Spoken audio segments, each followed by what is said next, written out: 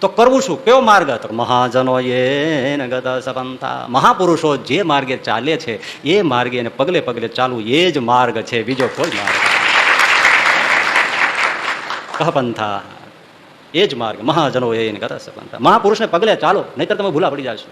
ગોથા જ ખાઈ જવાય ને. તમે કોઈની પાસે જાઓ તો કે વિશિષ્ટાદ્વૈત સત્ય છે, પેલાની પાસે જાઓ તો અદ્વૈત સત્ય છે, ત્રીજાની પાસે જાઓ દ્વૈતાદ્વૈત સત્ય છે, ચોથાની પાસે જાઓ તો શુદ્ધાદ્વૈત સત્ય છે, વળી કોઈની પાસે જાઓ તો કે બધું અસત્ય છે. અગ્નિવાદીઓ એ કે બધું અસત્ય છે.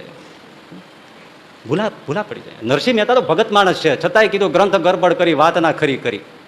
આ ગ્રંથો ભેળા થઈ થઈને એવું ચૂથી નાખ્યું છે ને, કોઈ વાત જ હરખી કરતું નથી. એટલે શ્રીજી મહારાજે પણ એમ કહ્યું કે એ ગ્રંથોમાં બધું લખ્યું હોય, પણ એ તો અમારી જેવો કોઈ સદગુરુ પ્રગટ થાય ત્યારે જ વાત સમજવામાં આવે, તો પોતાની મેળે ક્યારે સમજવામાં આવે નહીં. ત્યારે ઘણા એવું છે લ્યો કે અમને બધું સમજાઈ ગયું છે, બધું જ જોણીએ, બધું જ. એટલે બધું જોણે તાર દાઢીને વાળ કેટલા કહી દે.